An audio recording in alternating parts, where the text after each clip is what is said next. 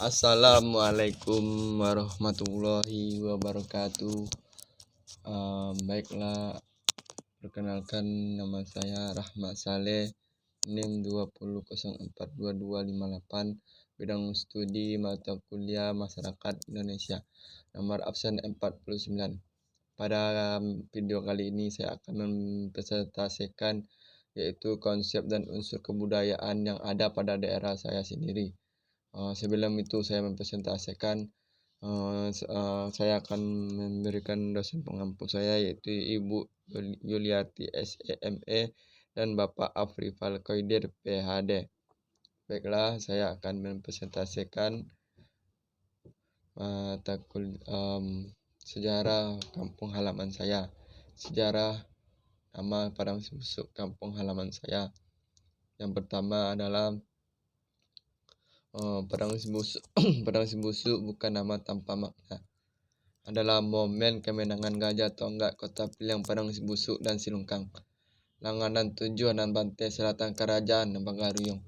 Dalam pertemuan invasi pasukan Majapahit dalam Pengayuan 2 1909, pertempuran tersebut banyak memakan korban jiwa sehingga mayat-mayat usai pertempuran berserakan dan berbau busuk di sekitar Bukit Kupitan.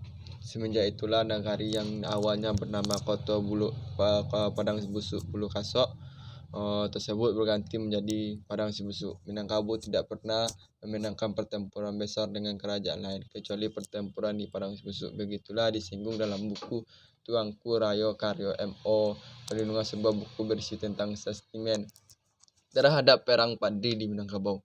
Terlepas dari kontroversi itu, isi buku Tuanku Rajo tersebut yang menarik adalah pangkuan atas eksistensi Padang Sibusuk juga datang dari luar Minangkabau yang memiliki sentimen terhadap sebuah peristiwa perang Padri di Minangkabau.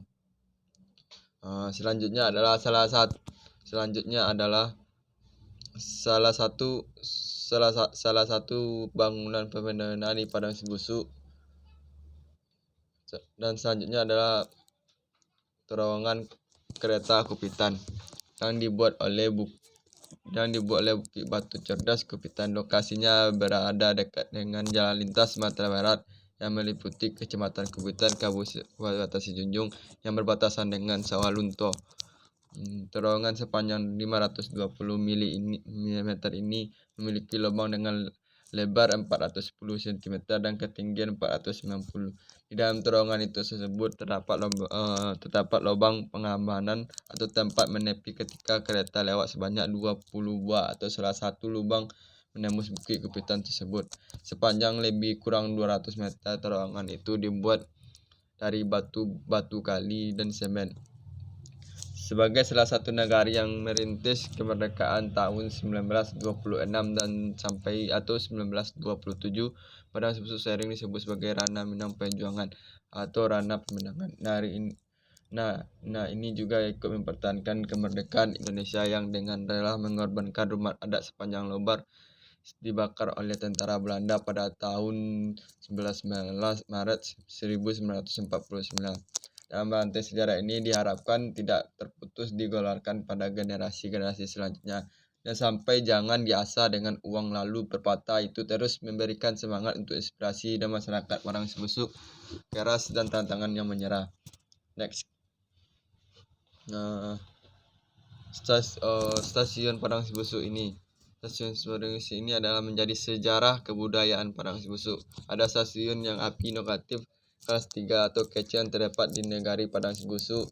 Stasiun yang terletak di ketinggian 199 meter, termasuk dalam wilayah administrasi Sumatera Barat. Pada masa lalu, stasiun ini dibuka pada tahun 1924 dan difokuskan untuk pengangkutan barang pada masa kolonial Hindia Belanda. Stasiun jembatan ini didekatkan di jalur kereta karena menjadi saksi bisu pemberontakan kaum komunis revolusi di Silungkang pada tahun 1966. Pada masa itu di dekat jembatan kereta api Padang Sibusuk yang penyerangan pasukan terhadap pasukan Belanda yang menyebabkan seseorang komandan Belanda terbunuh. Namun sayangnya jalur peserta stasiun itu ditutup. Angkutan barang semakin menipis. Pada saat ini stasiun ini beserta jalur Moraklaban sedang dalam proses reaksi jalur untuk menyambut jalur Trans Sumatera. Dan tetapi untuk saat ini jalur ini sedang melangkrak, dan di antara stasiun Padang Sibusuk Merak-Kaban terdapat yang panjangnya 600 meter. Dan pada tahun 2014 Bapak Jokowi ingin membuat kereta di res Sumatera dari Padang Sibusuk kampung halaman saya, Maroklaban, Sawalunto, dan seterusnya. Next.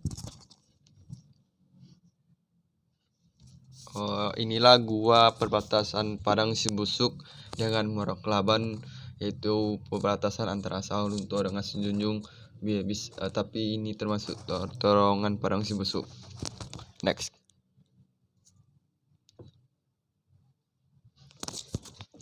Baiklah, kami akan membahas tentang sekolah yang ada di Padang Sibusuk. Negari Padang Sibusuk ini merupakan Kecamatan Kupitan, Kabupaten Sejunjung, yang terletak di antara perbatasan Sawalunto dengan Sejunjung, yang memiliki sekolah yang sedikit lebih banyak daripada negari lain di Sejunjung.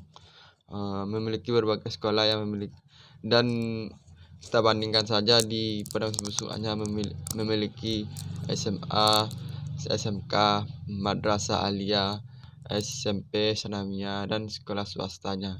SD-nya terdiri dari 15 SD, dan 5 atau 4 tahun ke depan bupati atau masyarakat Padang Sibusuk akan membangun universitas atau Padang Sejunjung, dan sekolah SLB terletak di dekat SMA 4 Sejunjung. Next.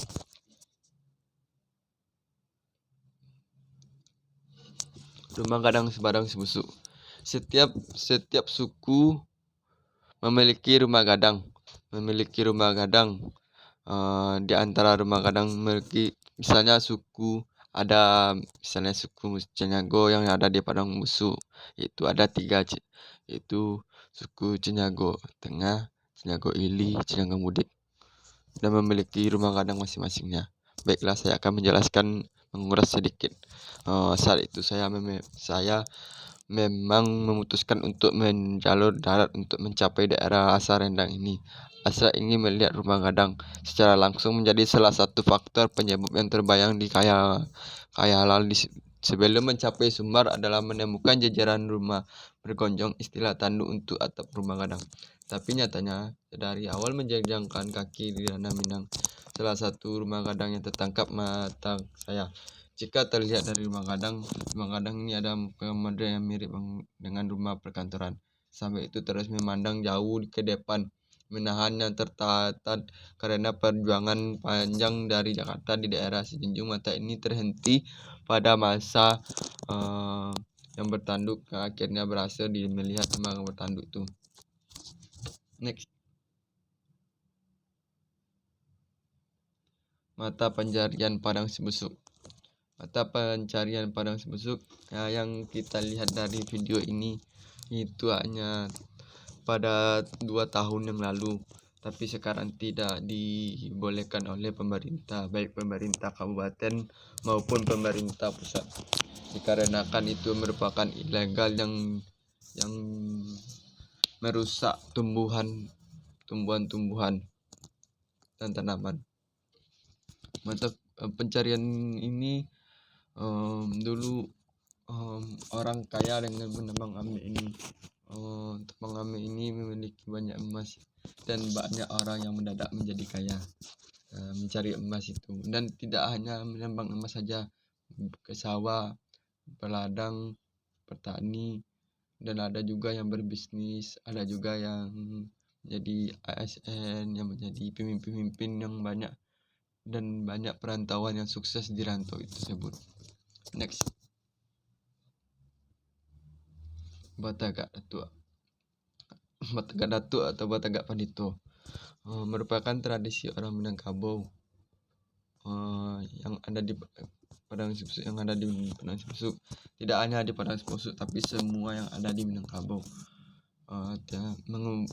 Batagak ini merupakan mengumpulkan semua yang ada dalam jajaran suku, dan semuanya hadir, baik itu Bundo Kandung, alim ulama, Cetek Pandai, dan lain-lain.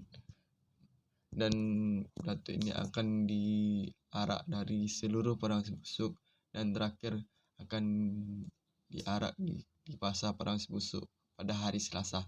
Biasanya hari Selasa yang akan diadakan Batagak Datuk itu. Next.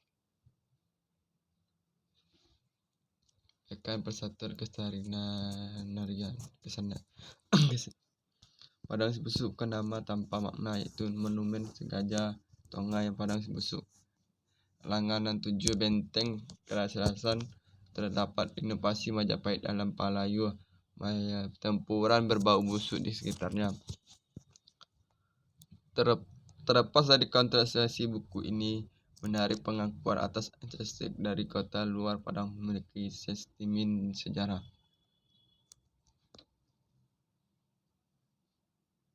Next. Masjid yang tertua di Padang Sibusuk adalah Masjid Jamik. Masjid Jamik ini memiliki jenjang 100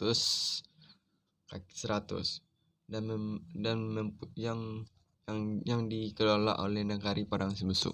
Masjid Jamik ini adalah masjid yang pertama kali yang ada di Padang Sibusuk yang langsung dikelola oleh aparat Padang Sibusuk, Negari Padang Sibusuk.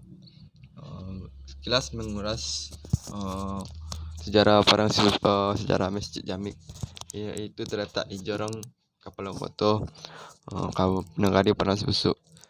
Kita bisa menyebut dengan Asma Husna. Saat itu tangga turun ke masjid, di bawahnya tebing. Itu pun saat berjalan naik itu pun bisa mengatur nafas agar bisa lelah, tak tergelincir dalam melangkah. Begitu pula orang tua menanyakan tentang memberi makna. Bangunan yang asli dibangun Jamik ini tonggak bahwa penjagaan menanggung sekitar 10 buah. Yang lainnya sudah mengalami renovasi dulu. Ada tangga yang melingkar ke ruangan dalam kubu, tempat mengumandang azan. Sejak ada mik dan toa, ruang itu tak difungsikan. Sekarang sudah hilang dan berganti. Tambahan, sejak dulu jemaah Masjid Jamik yang berbagai aliran tidak terpatut satu saja. Ada yang bertabik Islamiyah, Muhammadiyah, dan salah satu ulama Masjid Jamik yang terkenal dengan Bapak Haji Jainuddin wafat pada tahun 1960. Ruangan dalam masjid ini berukuran 2x2 22x22 meter. Tongkat di lantai bawah diukir kaligrafi. Nama kaligrafi ada 4 mazhab dan awal sejak memenuhi ruangan, sebab di bawahnya adalah mata kuliah yang dijernihkan, tidak pernah kering, yang diadakan dalam sekitar masjid tersebut. Nah itu aja presentasi pada saya yang saya ceritakan negari saya, Negari Padang Sibusuk. Jika ada yang salah pada diri saya meminta maaf kepada semuanya. Dan saya akhiri dengan unzul maqalah wa tanzul maqal. Janganlah pandang siapa yang berbicara, pandanglah apa yang saya bicarakan. Assalamualaikum warahmatullahi wabarakatuh.